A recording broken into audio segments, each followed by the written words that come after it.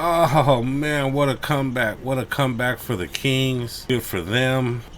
The Kings, who were at one point down by 17 points, were able to come back in a thrilling double overtime win over the Miami Heat. In Sacramento, the Kings were able to overcome the Miami Heat in double overtime, 123-118. Movement alert. We actually have some movement going on here. The Sacramento Kings are currently in 11th place. They have gone above the Suns. The Kings are 18-19, one game away from 500 with the 5-game winning streak. As I told you guys, to overcome that 5-game losing streak they had, they needed a 5-game winning streak, and that's exactly what they've done. So good on the Kings. They have gone up one ranking. So just like I've been saying, the Kings can string together some wins. This is a close enough race still in the Western Conference that they could move up in the standings. And that's exactly what they've done with this win streak they have. They have gone up one place in the Western Division. There's a lot of guys losing in here, so the Mavericks are falling fast with a 5-game losing streak. The Thunder are on a 15-game winning streak, which is crazy. So right now, the cream of the crop is the Thunder, the Oklahoma Thunder, and Rockets are still in second place with the Grizzlies in third. Actually, those guys have flip-flopped recently.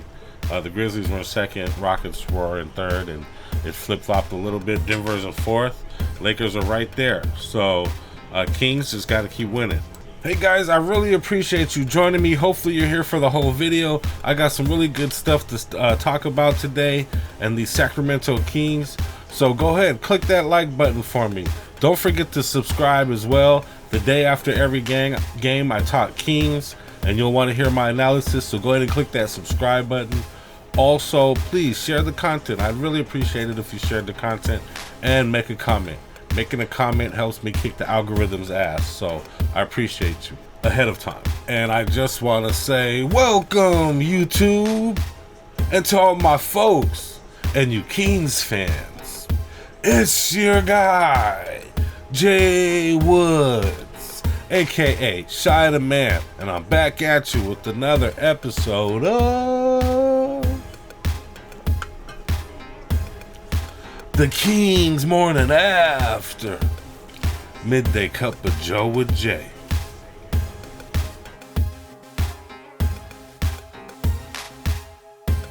Ah! I love it.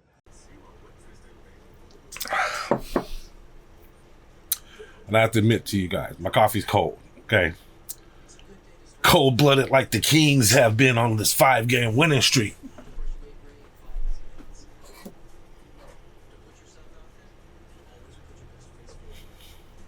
But yeah, I need a refill, so I'll be right back.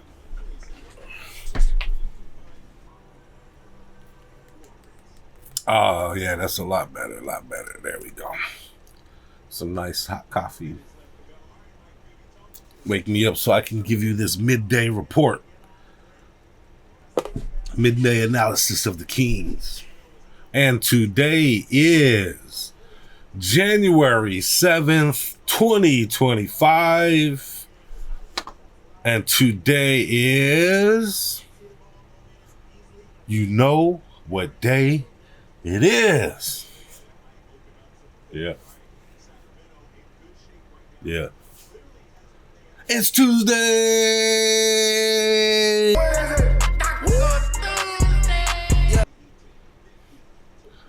Taco Tuesday. Taco Tuesday, I got the cheese, she tasting the Kool-Aid. Migo the plug, Guadalupe. Have you had your tacos today? I had tacos for lunch. It's Carnitas street tacos. Taco Tuesday. Taco Tuesday, I got the cheese, she tasting the Kool-Aid. Migo. And my cup of Joe for today is, man, what a game that was, man. The Kings had to come back from a couple big deficits. I hate when the Kings do that. Why do they always do that to us? Go down by 17. You know, it's back-to-back, so we're expecting them to lose, you know. They come back, then they go back down again by 17. And then I just didn't think they had the legs to push through, but they did. They pushed through. They tied it up, winning a double overtime, a crazy double overtime. And then DeMar DeRozan closed the game out for us in the end. And I'll show you that in my eye test so you guys can see exactly how he closed that game out. And man, I don't know what kind of mojo Doug Christie has put on this team, but it's working. You know, it's working. He sprinkled the magic dust on this team, and they're playing like hell for this dude. So that's what's up. I like to see it. Also, I don't know what it is, but it seems like he's unlocked Keon Ellis. You know, Keon Ellis gets a lot more playing time on this team. He is one of those plus positive net rating type players where he plays a ton of defense. He can hit a three at a high percentage. And he probably should have been in the lineup a lot more than he was. I do notice a little bit of lineup and rotation difference with Doug Christie. I noticed Alex Len gets a lot more playing time. I also seen Alex Len playing with Domantas Sabonis, which is something I've always wanted to see. Those two guys kind of play together a little bit. Alex Len being more of a traditional center, and you know, let Sabonis get some minutes in that power forward. You know.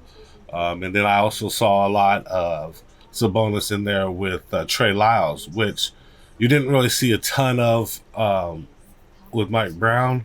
He kind of used Trey Lyles as a small center to give Sabonis breaks and stuff. So it's also good to see him get a lot of minutes next to Sabonis to help out with the rebounding and the defense down low.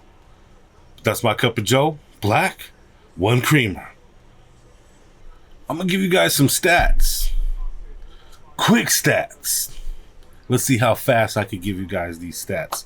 I don't want to bore you guys with stats. So let's go. So as you guys know already, the Kings won 123-118.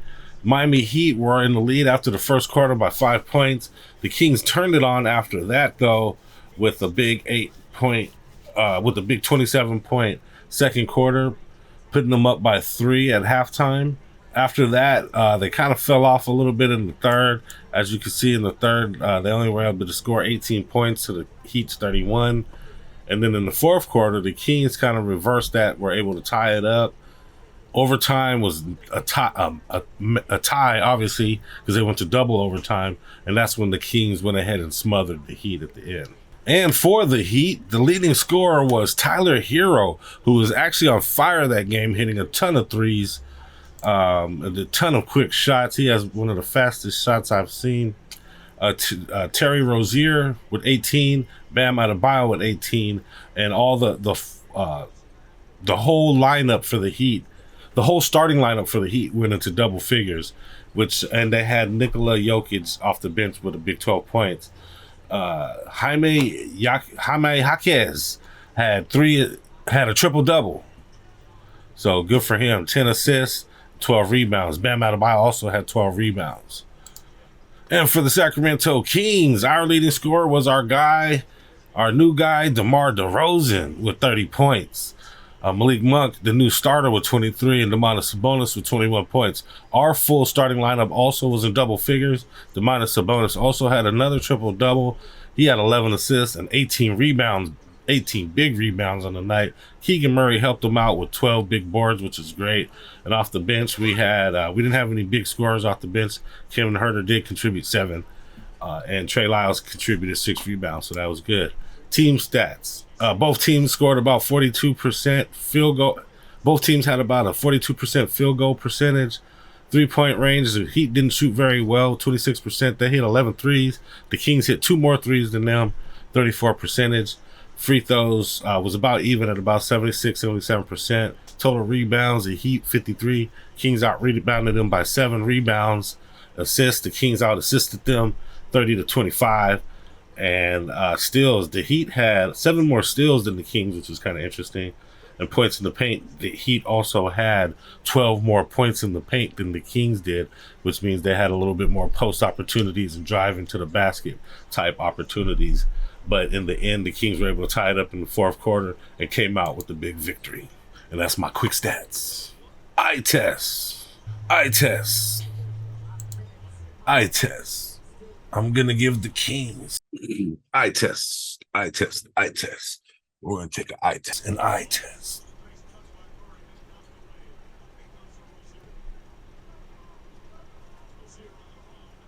So for this game, I want to show you guys the second overtime at the end when DeRozan was busting that ass for the victory. But I'm going to show you the end of this game real quick and how the Kings were able to come back in the end of this one. So here we go. We have the fourth quarter. With about 3 minutes left here. The Kings are down by 7 at this point. Nice drive there by DeRozan. Brown within 5. Keegan Murray with a nice midi game. He drove to the basket and hit a little elbow jumper.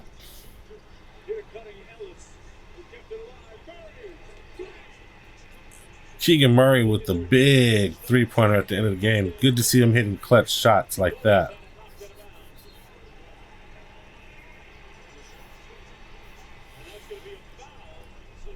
What doesn't get mentioned is how many triple-doubles Sabonis gets for us and how he should be an all-star. And he just hit 2 big clutch free throws right there to tie it up. Let's go back a little bit here. So yeah, so Domantas Sabonis with right under a minute left tied the game at 102 with 2 big clutch free throws. Amazing. Tyler Hero got the last shot because he had the highest amount of points this game. He was pretty much going crazy. So that kind of shows how they were able to tie it up right there. And then I'm going to show you guys what DeRozan did in the second overtime. So right here in the second overtime, the Kings were up by 2.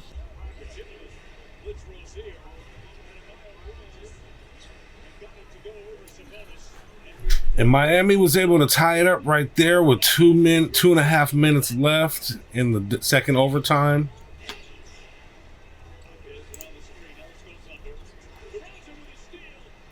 DeRozan almost got the steal right there.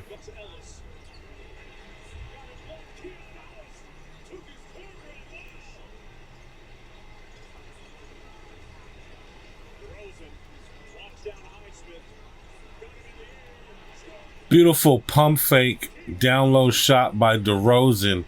Some good fundamentals there. Looking like Michael Jordan or something with some old school fundamentals on the turnaround jump shot. This is probably the Kings' best defensive lineup here.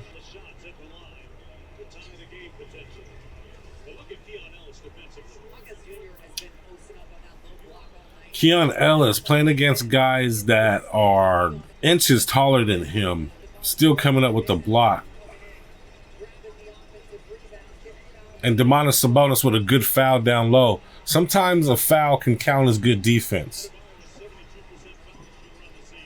You don't give up an easy shot, make them earn it from free throw.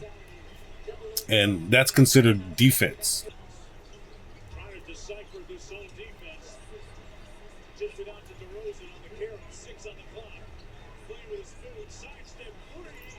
Huge sidestep 3 right there to put the Kings up by 4 points. An amazing shot by DeRozan. Not even known as a 3-point shooter, but he's been hitting threes this year.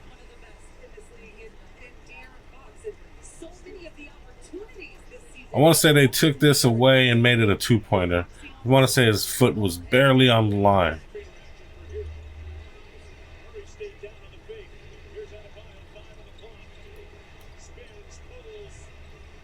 So that brings the lead down to 3 points.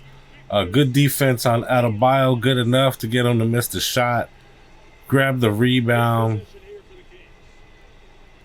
Just like last game was a Malik Monk game, this game was a DeMar DeRozan game.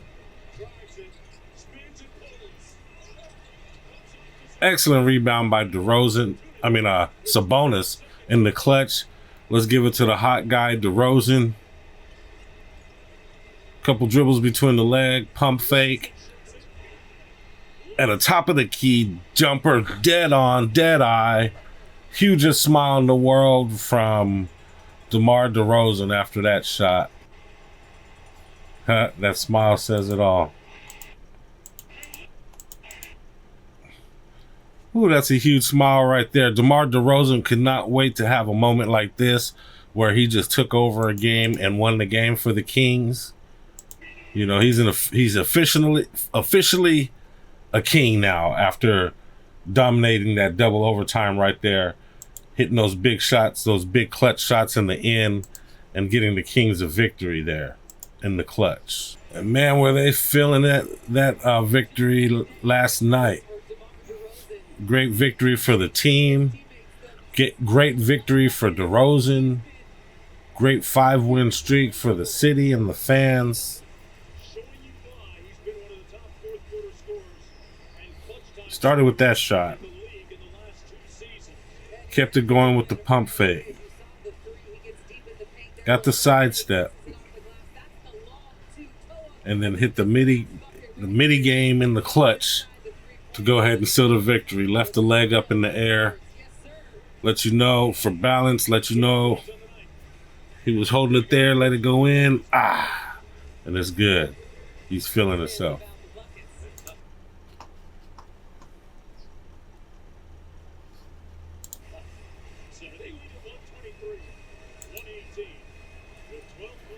DeRozan feeling it. He's feeling himself. He needed that. He needed that to show the Kings and to show the Kings fans how much he feels, how much he wants to win for this team and for the fans, and that he's really down. Bottom line, the Kings morning after. Bottom line. Today's bottom line is, hey man, what can I say? What can I say? Doug Christie has sprinkled magic dust on this team.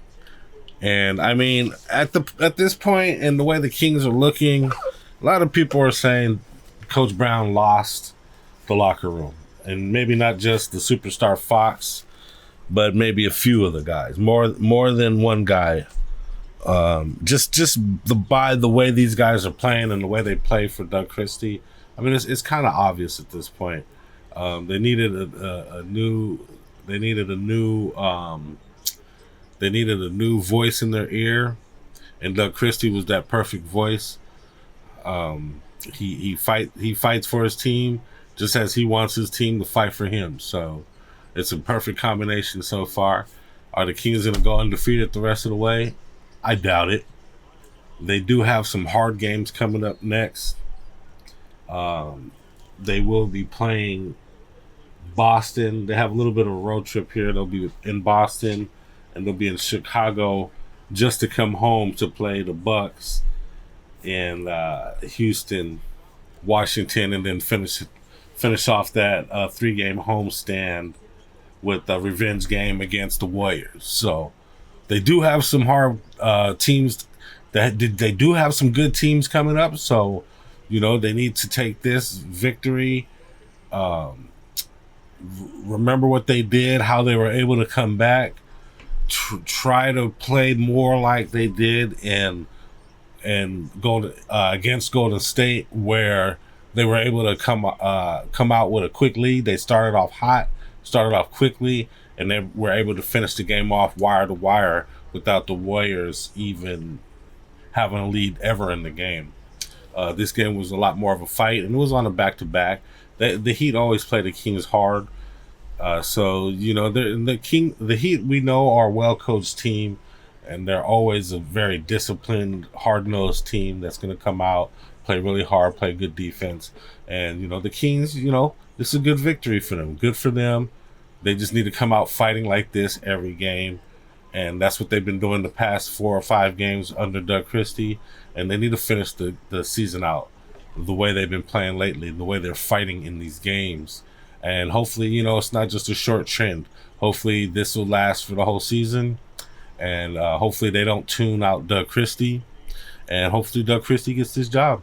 That's my bottom line. Next up, and as I was saying, next up, the Kings will be playing against the Boston Celtics in Boston. And that game is Friday, January 10th, 4:30 p.m. Pacific time.